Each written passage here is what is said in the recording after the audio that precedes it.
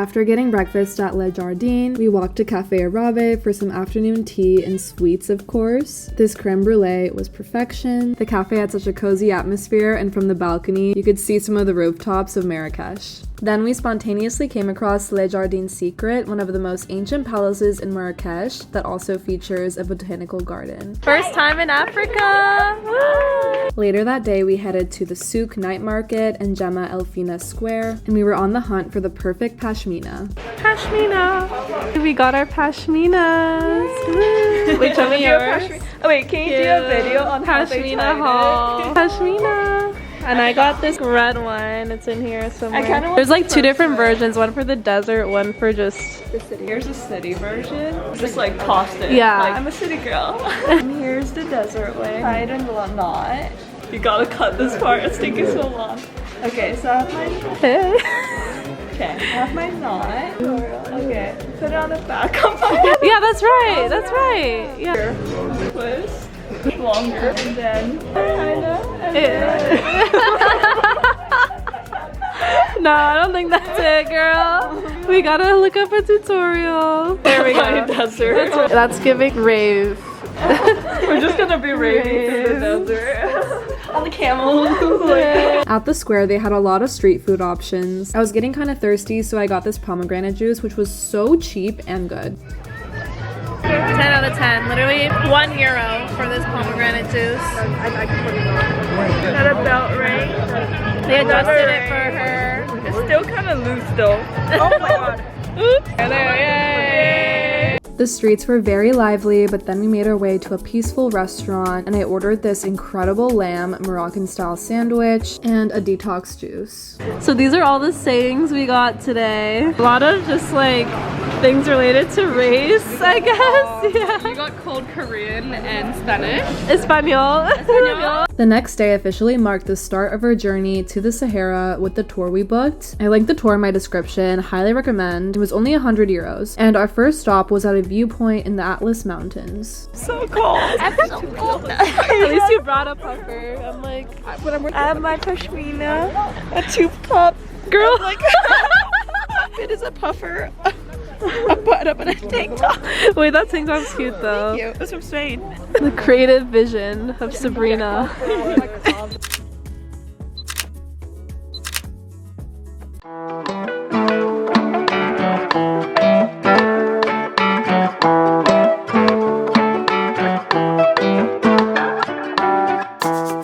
Our second stop was at this honey and argan oil factory where we tried their nut butter and Moroccan spiced honey, which we dipped with this delicious bread. They also had so many different argan oil products, and I ended up buying their rose scented argan hair oil.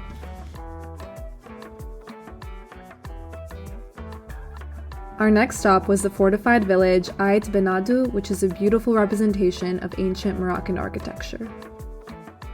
It took us 4 hours to get here, and we started off with a history lesson and learned that many famous movies were filmed here, including The Gladiator, Game of Thrones, and The Mummy. Then we ventured off to explore the ancient village where they had many viewpoints, souvenir shops, and also hidden pathways through the cave-like clay structures. It's so windy. God. It's so cold. Sand keeps getting in my eyes too. I think I ate some. The audio is gonna be.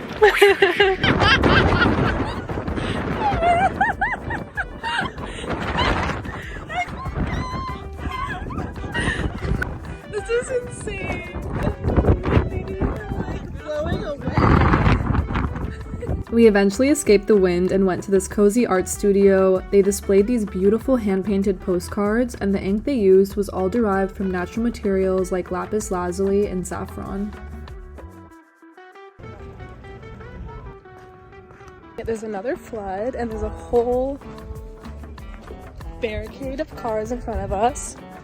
I don't know when we're gonna get out. Yay!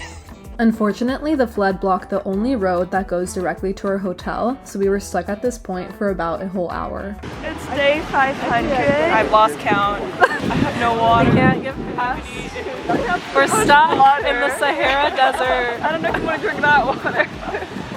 Oh, but they're leaving somehow. We just can't leave.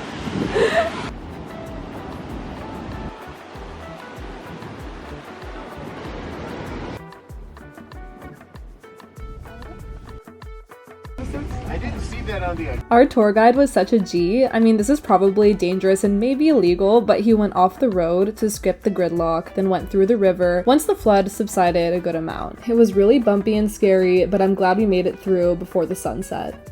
There's snow. What the fuck? Snow in the desert. Hi doggies. There's so many stray dogs here. We finally made it to the hotel after a long day of travel, and they made us this lovely soup, and for dinner we ate tagine, a traditional stew that's very popular in Morocco. This one was with beef, and we also had some cooked vegetables. After spending a night at the hotel, we were back on the road heading to the Sahara dunes, sadly still running into the destruction caused by the floods, but we kept moving. Here, our tour guide describes the different crops grown in the local village as we passed through the garden. And we also had a super cool experience being invited into a textile workshop where they offered us tea and taught us the process of creating hand-woven rugs and yarn using the traditional loom and naturally dyed wool. The details on the textiles were insane, and many of these pieces took years to create.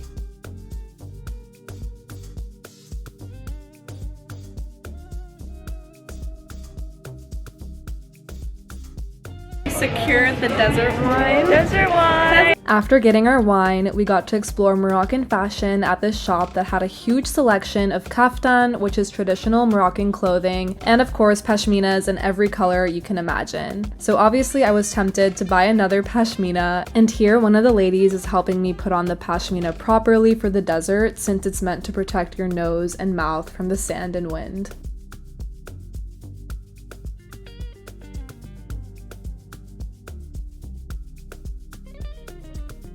I was so excited to get to the desert because we were planning to do a sunset camel ride, which I was thinking about since the start of this trip. Getting up on the camel was a little scary at first, but they were very gentle throughout the ride. The views were insane, and the vastness of the desert felt unreal.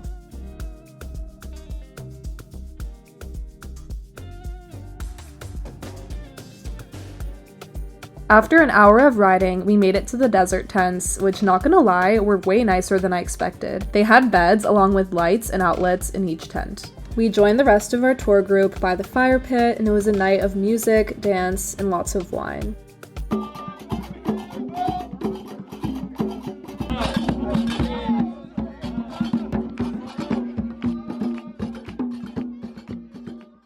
We also ventured out and gazed at the stars. I've never seen this many in my entire life, and we took some pretty cool pictures.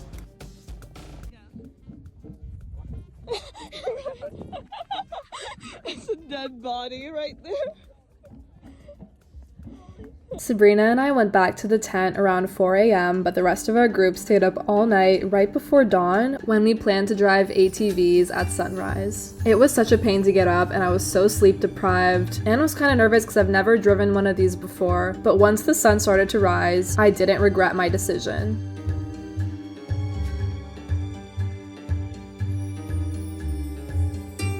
As you can see, the lack of sleep hit all of us like a truck, and we had a long 9-hour drive back to Marrakesh. We made a quick pit stop for lunch, and another stop at this viewpoint in the Atlas Mountains. Overall, I would rank Morocco as one of my favorite trips. There's just so much culture and nature to experience, and I definitely want to come back for a longer trip here. I think 5 days was a good amount of time just to see the main attractions, but there's so much more to explore. I would advise against solo travel, especially as a woman in Morocco, because there were quite a few instances where my friends and I felt uncomfortable from catcalling or being approached. However, in general, at the restaurants and shops, everyone was really welcoming and hospitable.